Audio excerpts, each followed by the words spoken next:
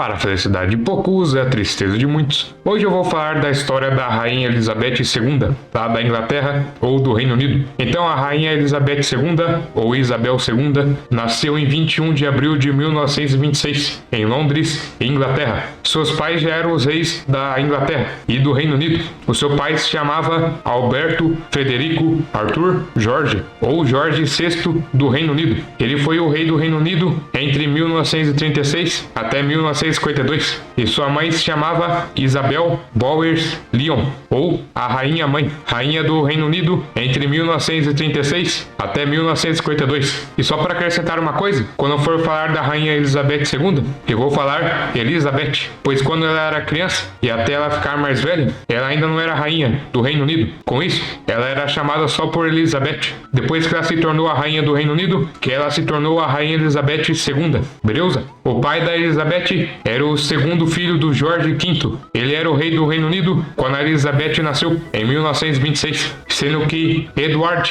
Albert, irmão do seu pai, ou seja, seu tio, era o filho mais velho do rei. Com isso, no momento que a Elizabeth nasceu, ela se tornou a terceira na linhagem de sucessão ao trono real britânico, ou seja, as chances dela de se tornar rainha não eram muito boas. Por isso, seu nascimento foi pouco repercutido. Se o tio da Elizabeth, o Edward, tivesse filhos, eles seriam a preferência ao trono inglês. E também, caso o Edward não os tivesse, e se o pai da Elizabeth tivesse algum filho do sexo masculino, ele teria a preferência ao trono real inglês, antes da Elizabeth. E só para acrescentar, no Reino Unido, existe uma preferência pelo primogênito homem, em relação às herdeiras mulheres. Com isso, a Elizabeth passou a infância sabendo que ocupar o trono real inglês era possível, mas não seria fácil. Ela tinha que estudar bastante quando pequena, e seu tutor era o Marion Twyford, que também cuidou da educação de sua irmã, a Margaret, ou Margaret Rose. E agora eu vou falar do reinado do Jorge VI, o pai da Elizabeth.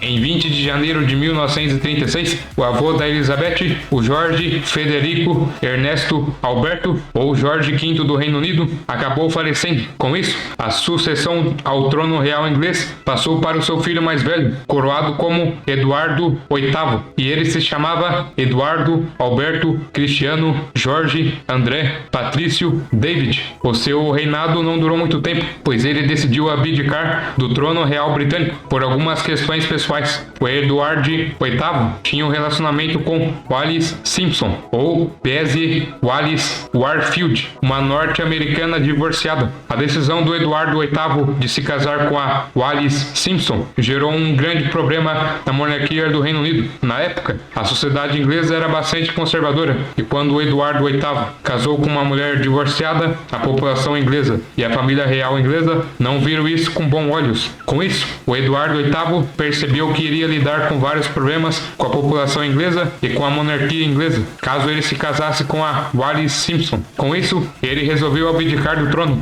e com isso, o pai da Elizabeth assumiu o trono inglês em 11 de dezembro de 1936, com o nome de Jorge VI, fazendo com que a Elizabeth se tornasse a sucessora imediata, caso seu pai falecesse ou abdicasse do trono. Como seu pai não teve filhos do sexo masculino, a Elizabeth seguiu como herdeira direta. Nesse momento, ela tinha quase 11 anos de idade. Agora eu vou falar da participação da Elizabeth na Segunda Guerra Mundial. E sim, ela participou da Segunda Guerra Mundial, mas não foi lá metendo bala em todo mundo, e sim como mecânica e também motorista de caminhão. A Elizabeth participou da Segunda Guerra Mundial como voluntária do Auxiliary Territorial Service. Esse serviço das Forças Armadas Britânicas era um grupamento de mulheres que se voluntariaram no exército britânico e faziam várias funções. A Elizabeth recebeu treinamento como motorista e como mecânica. Quando os aliados venceram a Segunda Guerra Mundial, em 2 de setembro de 1945, a Elizabeth tinha 19 anos. Alguns documentos relatam que no dia da vitória dos aliados na Europa, em abril de 1945, a Elizabeth e sua irmã, a Margaret, saíram nas ruas de Londres para comemorar a derrota dos alemães ou dos nazistas. Durante todo o período da Segunda Guerra Mundial, a Elizabeth Elizabeth trocou cartas com um homem, que se transformou em seu marido, o príncipe Philip. E agora eu vou falar do casamento entre a Elizabeth e o Philip. A Elizabeth conheceu o Philip antes da Segunda Guerra Mundial começar. Na época, a Elizabeth conheceu o Philip quando ela tinha 13 anos e ele 18 anos. A Elizabeth conheceu o Philip quando seus pais visitavam o Britannia Royal Naval College, uma escola naval da Inglaterra. Na época, o Philip era um cadete da Marinha Real Britânica e ele recebeu ordens de brincar e divertir as filhas do rei George VI. A Elizabeth gostou muito dele e com isso, depois de um tempo, os dois começaram a trocar cartas. Os dois se aproximaram bastante, até trocavam correspondências quase todo dia. E nesta aproximação foi iniciada uma relação que se tornou em um casamento.